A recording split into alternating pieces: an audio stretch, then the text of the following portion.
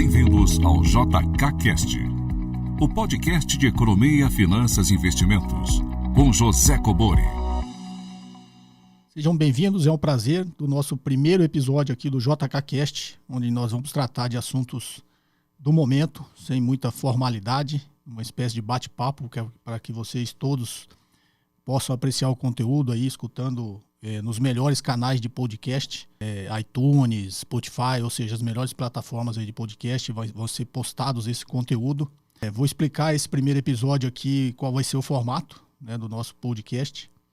Vocês devem estar vendo aqui que eu estou sozinho, né, apesar de toda essa estrutura que eu montei aqui, com 4 posições, né, o equipamento próprio para podcast, né, eu trouxe todo dos Estados Unidos, então são equipamentos de ponta aqui para que vocês tenham toda a qualidade de áudio para quem está só escutando o podcast, e de vídeo, porque esse podcast eu vou postar também no meu canal do YouTube, então vocês que me seguem no YouTube também vão poder apreciar o conteúdo em áudio e vídeo. Bom, o formato aqui, eu vou ter sempre um mediador aqui, que na realidade é ele que vai operar esse equipamento, que é o Carlos Duarte. Infelizmente, na gravação desse primeiro episódio, ele acabou adoecendo, né, mas vai participar aqui através de áudio que ele enviou, das perguntas que ele tinha selecionado aí do momento para que eu pudesse responder aqui de uma forma mais simples, como de costume, para que todos entendam. Então vai ter sempre o Carlos Duarte e eu participando do programa, e eventualmente convidados, né? Convidados do mercado e convidados investidores, né? A gente está bolando um formato aqui que provavelmente vocês investidores que estiverem em Brasília ou passando por Brasília poderão participar aqui do programa e participar desse bate-papo nosso aqui sobre economia, finanças e investimentos em geral. Para que possa haver essa participação, é só enviar um e-mail para jkcast@josecobori.com.br, né, e a gente acaba tentando agendar da melhor forma possível a participação na gravação do programa. E independente disso, nós vamos responder aí perguntas enviadas por todos vocês. É só enviar a pergunta em áudio, tá, para o WhatsApp do número 61, DDD 61, 981 17 0005, ok? Então vamos, sem mais delongas, iniciar esse nosso primeiro programa. A intenção é que ele dure aí entre 40 minutos e 1 hora, né? Para que, me parece que é o tempo ideal aí dos podcasts para pessoas que querem escutar no trânsito, na academia, pessoas que não podem eventualmente assistir o vídeo, né, no YouTube, tá com outros afazeres aí em que ele não pode prestar atenção no vídeo, mas ele pode escutar, né, com seu fone de ouvido, no trabalho, no horário de almoço, né? Então a gente vai tentar manter esse formato aí, que já é um formato testado e que todo mundo acaba podendo aproveitar o conteúdo. Então vamos lá, o Carlos enviou a pergunta que ele havia formulado aqui, que iria fazer ao vivo, mas vamos colocar aqui a primeira pergunta do dia do primeiro episódio do nosso podcast. Cobori, muito se fala que uma recessão é iminente, e o maior sinal disso seria a inversão da curva de juros americana. A mídia e especialistas em geral mostram gráficos onde todas as recessões foram precedidas dessa inversão na curva de juros. Apenas uma, né, que não foi. Você poderia explicar de uma forma que todas as pessoas e investidores possam entender? Bom, Carlos, a inversão da curva de juros, inclusive eu tenho acompanhado e todo mundo tem falado isso já há algum tempo, mas as formas como são explicadas talvez muito técnicas, por que a curva de juros inverte, as pessoas acabam não entendendo, digamos assim, no feeling, né, de que qualquer um poderia ter essa intuição para entender. Então eu vou tentar explicar de uma forma simples. Para quem está só escutando, eu tenho uma mania de gesticular aqui para mostrar os gráficos, vou tentar traduzir isso aí para que você que está escutando o podcast também possa entender o que seria a inversão da curva de juros, né? Como o próprio nome diz, a curva de juros deve ter um formato normal e esse formato se inverte. O que é o formato padrão de uma curva de juros em economia, né? O formato padrão é uma curva, como a gente fala, positivamente inclinada. Então, para você que está só escutando, você imagine o eixo horizontal, né, de um gráfico simples, bidimensional, né? O eixo horizontal é o tempo e o eixo vertical é a taxa de juros. Então, uma curva positivamente inclinada estaria né, nesse eixo vertical positivamente inclinado, ou seja, a taxa no curto prazo mais baixa e a taxa no longo prazo mais alta. Então, para você que está vendo no vídeo, é um eixo horizontal, o eixo vertical e a curva positivamente inclinada. Então, imagine, hipoteticamente, uma taxa aqui no curto prazo de 6% e uma taxa no longo prazo ali, sei lá, 10%, 11%. Então, essa curva está positivamente inclinada. Essa é a curva padrão de uma estrutura a termo da curva de juros, um nome técnico, ou simplesmente uma curva de juros. Qual que é a intuição desse formato padrão da curva? Para você entender. Existe uma hipótese que a gente chama de preferência por liquidez. O que é essa hipótese, traduzindo no popular, preferência por liquidez? Que é muito melhor você ter R$100 hoje no seu bolso do que R$100 prometido daqui uns dias ou R$105 prometido daqui um ano. Então é muito melhor você ter R$100 hoje do que R$100 amanhã. Isso parece bastante óbvio, né? Então isso a gente chama em economia de preferência por liquidez. As curvas de juros, elas são formadas pelos vencimentos dos títulos da dívida pública, né? Então no caso do Brasil, você imagine as LTNs, as LFTs e as NTNBs. Elas têm vencimentos aqui daqui 3 meses, daqui 6 meses, daqui 1 ano, daqui 5, né? Os títulos mais longos, as NTNBs, daqui 10, 20, 30 anos. Então você vai plotando esses vencimentos na curva. E aí que ela forma essa curva que a gente chama curva de juros, a curva positivamente inclinada. E por que as taxas de juros no longo prazo são maiores da taxa de juros no curto prazo? Justamente pela hipótese da preferência por liquidez. Porque quando o governo emite um título, ele está precisando captar esse dinheiro, ele está devendo, por isso que é um título de dívida, né? Então ele emite, sei lá, uma NTNB, porque ele quer captar esse dinheiro com o mercado, com todos nós investidores. Então ele emite e fala assim, ó, para esse título de 1 ano eu pago, sei lá, 7%. E para esse título aqui de 10 anos eu pago 11%. É um número hipotético, tá? Só para vocês entenderem de forma didática. E por que ele precisa fazer isso? É bastante óbvio, né? É porque quanto maior o prazo, maior o risco. Você emprestar dinheiro para alguém para ter esse dinheiro de volta daqui a 1 ano, tem um risco X. Emprestar esse dinheiro para alguém para ter esse dinheiro de volta daqui a 10 anos, vocês concordam que tem um risco muito maior. Porque o próprio prazo, você não sabe o que vai acontecer. Se você não sabe o que vai acontecer daqui a 1 ano, imagina o que vai acontecer daqui a 10 anos. Então, o governo, para atrair esses investidores para comprar os títulos mais longos, ele precisa oferecer uma taxa de juros maior, porque o risco é maior. Porque senão todo mundo vai comprar o título vencendo daqui 3 meses, daqui 6 meses. Então ele fala, não, mas e o juros é sempre expresso ao ano, tá, gente? Não é 11% em todo, não, é 11% ao ano, um título de 10 anos, no nosso exemplo, tá? Não é essa taxa.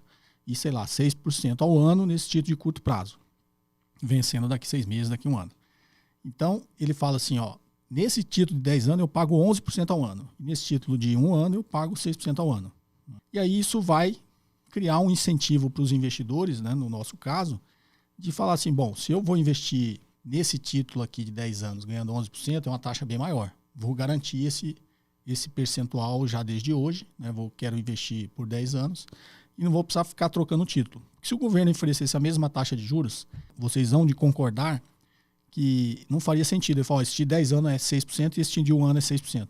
Ninguém compraria o título de 10 anos, né? Você compraria o título de 1 ano, acabando 1 ano agora, né? Você iria, naquele momento, daqui a 1 ano, comprar um outro título de mais um ano, porque você está pelo menos garantindo, né, essa taxa de 1 ano. E, sei lá, daqui a 1 ano essa taxa pode estar bem maior. Você vai garantir uma outra taxa, sei lá, 7%. Já compensou do que você ter comprado um título de 10 anos pagando 6% ao ano, a mesma taxa de juros. Então esse é o comportamento normal da curva de juros em situações normais. Por que a inversão da curva de juros? Primeiro eu vou explicar por que ela é um sinal e depois por que ela se inverte.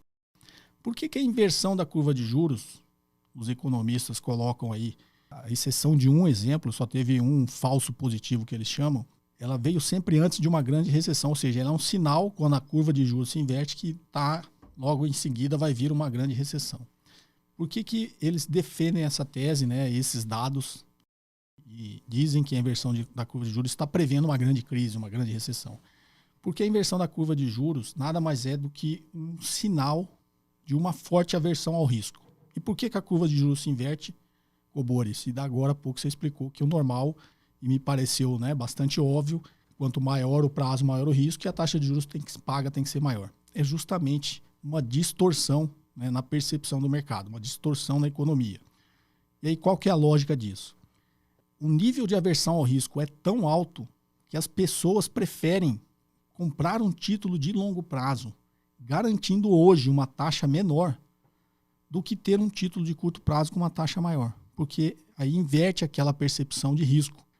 O investidor fala assim, eu vou garantir logo esse título de 10 anos com uma taxa menor, porque eu posso comprar esse título de 1 ano com uma taxa maior, mas daqui a 1 ano, sei lá, o mundo acabou, aconteceu tudo o que poderia acontecer de pior, e eu não vou conseguir garantir mais nada dali para frente numa taxa melhor do que essa que está sendo oferecida hoje. Então, ao longo da crise do subprime, para quem se lembra, vários países, vou dar o exemplo do Japão, né, mas vários países começaram a pagar o que eles chamam de juros negativos. Por que uma pessoa compra um título dito de juros negativos? Juros negativos é assim, quando você desconta a inflação, você está perdendo dinheiro, né? Então, digamos, o Japão zerou a taxa de juros. Então, taxa de juros zero, só que tem inflação, sei lá, tem 1% de inflação, 2% de inflação, hipoteticamente. O que isso quer dizer? Que se a taxa é zero, você desconta a inflação, o juros é negativo. Então, no Japão, era um exemplo simples também, é a mesma coisa, você colocou R$100 hoje, né, num título que paga 0%, ou seja, você vai ter R$100 daqui a 1 ano, só que teve a inflação de 2%, é a mesma coisa que ter R$98 daqui a 1 ano. Por que o investidor faria isso? Porque o nível de aversão ao risco é tão grande que ele prefere perder um pouco do que perder muito.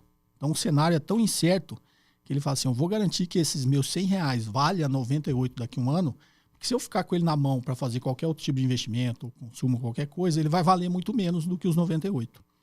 Então, é um cenário de forte aversão ao risco, onde as pessoas, nesse cenário, na realidade, estão tentando garantir uma perda menor. Ele não quer perder muito, ele aceita até perder um pouco. Então, a inversão da curva de juros, ela está sinalizando isso.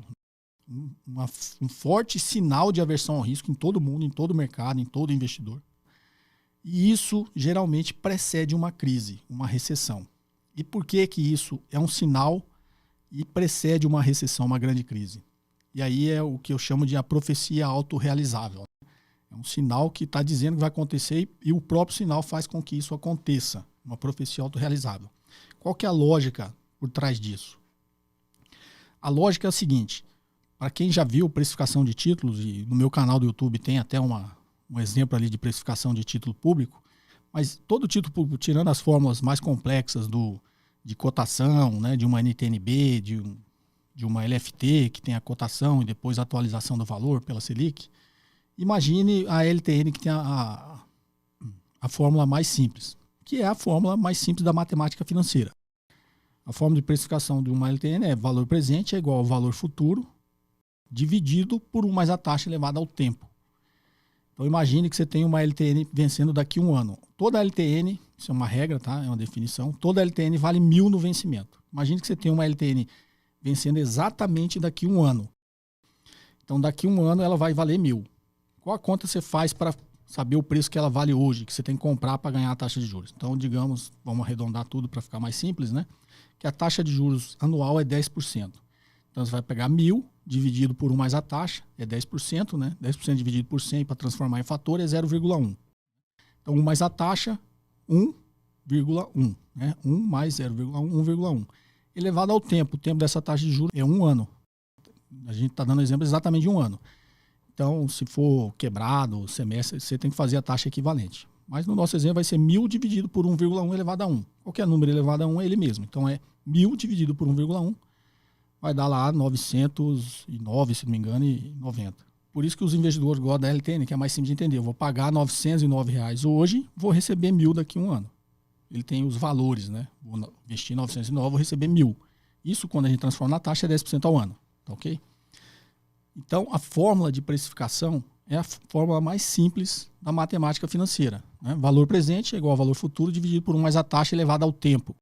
A taxa está no denominador. Se todos nós lembrarmos ali do ensino fundamental, né, da matemática básica, a taxa está no denominador, o valor futuro do título está no numerador. Então, toda vez que esse denominador se alterar, vai alterar o valor presente, né, o valor do título. Então, imagine o nosso mesmo exemplo. A taxa subiu para 11%. O que acontece com o preço do título? Ele cai, né? Ele tem uma relação inversa.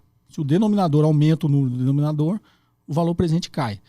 E aí, traduzindo isso para títulos públicos, toda vez que a taxa de juros sobe, o preço do título cai. E toda vez que o preço do título sobe, a taxa de juros cai. Ele tem uma relação inversa. Então, voltando aqui para a nossa explicação da inversão da curva de juros. O que acontece para essa curva de juros se inverter? Um forte sinal de aversão ao risco. Todos os investidores, digamos, com medo do que vai acontecer, o cenário é muito incerto, a economia está muito ruim, vai vir uma grande crise, vai estourar uma grande bolha. É tudo, assim, é aquele cenário de terror econômico que de tempos em tempos aparece. Como foi no estouro da bolha eletrônica lá do Nasdaq, como foi na crise do subprime e como está sendo agora que todo mundo está achando que vai vir uma grande crise. Né? Existe uma grande aversão, todo mundo esperando uma grande crise. É um cenário de terror, né? Terror econômico. Então, todos os investidores, aqueles que têm dinheiro investido, eles querem fazer o quê? Procurar um cenário onde ele vá perder menos. É o mesmo ali que eu estava explicando da taxa de juros negativa, né? Então, o investidor ele começa a procurar se proteger com títulos de longo prazo. O conceito de poupança clássico, né? O que é poupança? Poupança é uma alocação de consumo no tempo. Então, quando você está poupando, o que você está fazendo? Alocando consumo no tempo. O que é alocar consumo no tempo? Deixar de consumir hoje para consumir mais e talvez melhor amanhã. Então, é uma alocação de consumo do tempo. Você deixa de comprar as coisas hoje, guarda o dinheiro, investe para consumir daqui a um ano. Então, por isso que o conceito clássico de poupança é uma alocação de consumo no tempo. Então, todo investidor, ele quer poupar o seu dinheiro para se proteger dessa eventual, essa hipotética crise que está vindo. O que todo mundo começa a fazer ao mesmo tempo? Poupar. E aí, o que ele está fazendo? Alocando o consumo no tempo. Então, ele está deixando de consumir hoje e começa, para se proteger, comprar títulos de longo prazo. Né? Então, começa a comprar título que vence daqui 10 anos. Ele acha que esse ciclo, né, como foi a do subprime, vai levar uns 10 anos, né? Depois de uma grande recessão, uma recuperação, daqui 10 anos ele fala, bom, vou poupar o meu dinheiro por 10 anos. Então ele começa a pegar o dinheiro dele e comprar títulos de longo prazo. Títulos para daqui 10 anos, que é quando ele acha que talvez a situação esteja melhor e ele vai resgatar esse dinheiro para fazer, eventualmente, o consumo, né, que ele está adiando. Comprar uma casa, trocar de carro ou simplesmente manter a sua reserva ali de dinheiro para se proteger de eventuais crises. E aí, todo mundo fazendo isso, o que acontece? Todo mundo começa a comprar títulos de 10 anos. E aí, lembra da relação que eu fiz? Quando todo mundo começa a comprar título de 10 anos, é a lei da oferta e procura. Todo mundo comprando um produto, né? Um ativo financeiro é um produto, concorda? Dinheiro é um produto. Qual é o preço do dinheiro? Taxa de juros. Todo mundo começa a comprar títulos de 10 anos, vencendo em 10 anos. O que acontece com essa pressão na demanda por esses títulos? Faz com que o preço suba, ok? Então, quando o preço desses títulos de 10 anos começa a subir porque há uma grande demanda por esses títulos, de investidores comprando esses títulos para se proteger, que é exatamente um sinal de grande aversão ao risco, todo mundo começa a procurar esse título, o preço desse título começa a subir e a taxa de juros cair, que a relação é inversa. Vocês lembram que eu acabei de explicar. Então, o preço do título de longo prazo começa a subir e a taxa de juros começa a cair. Legal, Cobori. Então, a ponta longa da curva, que os juros tem que ser mais alto, lá naquela curva padrão que você falou, começa a cair. E por que a ponta curta aqui da curva de juros começa a subir, que faz exatamente o que eles estão chamando da inversão, né? Ou seja, a inversão é a inversão daquela curva normal que eu expliquei no início. Taxa de juros de longo prazo tem que ser maior que a de curto prazo. A inversão é que a taxa de longo prazo começa a cair e a taxa de curto prazo começa a subir. Então, vocês já entenderam que a taxa de longo prazo começa a cair porque todo mundo começa a comprar aqueles títulos, o preço sobe e a taxa de juros cai. Okay? E no curto prazo, existe uma falta de liquidez. Lembra da alocação do consumo no tempo? Esse dinheiro que estava investido, ou teoricamente em consumo, ou em títulos de curto prazo, começa a migrar para o longo prazo. Então, você começa a ter uma grande procura por títulos de longo prazo e esse dinheiro começa, digamos, no popular, né, sumir aqui do curto prazo. Então começa a ter uma falta de liquidez no curto prazo, de dinheiros comprando títulos. E aí acontece exatamente o inverso. Começa a ter uma grande oferta de títulos de curto prazo para pouco dinheiro procurando esses títulos. E aí é exatamente a relação inversa do título de longo prazo, né? Dinheiro é o produto, taxa de juros é o preço desse produto. Então, muitos títulos aqui sendo vendidos para pouco dinheiro querendo comprar esses títulos. Exatamente o inverso dos títulos de longo prazo. Não é isso? As taxas de juros começam a subir, porque o governo, quem que é o detentor, quem que dá o preço nesses títulos? É o governo. Começa a haver pouca demanda, pouco dinheiro no curto prazo. As taxas têm que começar a subir para atrair esse dinheiro, né? Essa pressão da liquidez aqui, pouca liquidez no curto prazo. Então acontece o inverso, as taxas de juros de curto prazo começam a subir, enquanto as taxas de juros de longo prazo começam a cair. E aí acontece esse sinal que eles falam que é a inversão da curva de juros. E por que isso faz sentido que é um sinal que precede uma grande recessão, uma grande crise? Justamente, né, por essa lógica da alocação de dinheiro no tempo, né? Começa a faltar dinheiro no curto prazo, o dinheiro começa a migrar todo para o longo prazo das pessoas, investidores, todos os detentores de capitais, tentando se proteger de um eventual cenário adverso, né? E começa a faltar dinheiro no curto prazo. E aí a recessão acontece, porque as pessoas param de consumir, o consumo cai, é isso que a gente viu no vídeo anterior aqui, a esse, alguns vídeos anteriores e áudios anteriores a esse aqui falando sobre a fórmula do PIB, né? O consumo começa a cair, não é isso? As empresas param de investir, a empresa também está vendo um cenário incerto, ela também para de investir, as empresas que têm dinheiro começam a alocar, né, esses investimentos também no longo prazo. Aquelas que não têm quebram, as empresas quebram, né? As pessoas que não têm dinheiro aumentam o seu endividamento, e aí é aquele cenário da tempestade perfeita, né? Falta de consumo, falta de investimento, falta de emprego, recessão, tá? Então a lógica por trás da inversão da curva de juros é justamente essa, né? É só a gente entender um pouquinho só de economia, mas entender muito mais da natureza humana, né? Do mecanismo, do modelo de incentivo que todos nós estamos sujeitos, tá ok? Então essa é a explicação da inversão da curva de juros. Espero que vocês tenham entendido. O Carlos mandou aqui uma outra pergunta. Deixa eu colocar para que a gente escute. Você está ouvindo JK Cast com José Cobori. Fale, Carlos. Cobori, um outro assunto bastante recorrente na atualidade e que gera bastante dúvida aí, também ligado ao cenário atual, é por que a injeção maciça de liquidez na economia mundial não gerou a inflação esperada? Carlos, isso aqui de repente tem um pouco a ver com a tua pergunta anterior, né? Que é exatamente contrariando aí um pouquinho da teoria quantitativa da moeda, né? Porque o que é a teoria monetária? É que quando por isso que existe a política monetária, né? Você quer diminuir, combater a inflação, você aumenta a taxa de juros, porque aumentando a taxa de juros você está atraindo mais dinheiro. Eu estou falando do governo, você está aumentando a taxa de juros na economia, você está tornando os produtos, o crédito mais caro, mas você está aumentando a taxa de juros dos títulos da dívida, você está atraindo mais investidores, porque agora está pagando um juros maior. Então, aumentar a taxa de juros em política monetária nada mais é do que tirar dinheiro da economia, né? Tirar de liquidez da economia, ok? E o inverso é verdadeiro, que é o que vem acontecendo aqui no Brasil até hoje, né? A inflação está sob controle, você baixa a taxa de juros, que aí é o sinal inverso, você está fazendo o inverso, você está injetando dinheiro na economia para tentar estimular a atividade econômica, demanda, consumo, esse tipo de coisa. Então a teoria quantitativa da moeda e a teoria monetária é exatamente essa, né? É a utilização das taxas de juros, né, para controlar a liquidez na economia, ou seja, traduzindo, controlar a quantidade de dinheiro, quantidade de moeda na economia. Então, quando veio a crise do subprime, veio todos os bancos centrais do mundo, o Banco Central Europeu, o Banco Central Japonês, o Banco Central Americano, né? Eles injetaram uma grande quantidade de dinheiro na economia via queda abrupta da taxa de juros. Tanto que eu expliquei agora há pouco que a taxa de juros japonesa estava ali num patamar de juros negativo, ou seja, chegou praticamente a zero e os juros eram negativos. Então, o que é isso? Taxas de juros caindo abruptamente, injeção de liquidez maciça na economia. E os Estados Unidos teve o programa que todo mundo conheceu como o Quantitative Easing, né? O Quantitative Easing 1, 2, 3 é um programa de afrouxamento monetário, que é o nome que os economistas dão, né? Afrouxamento monetário é justamente isso. Vamos injetar muita liquidez na economia para combater a crise, para tentar gerar o quê? Demanda, né? Consumo.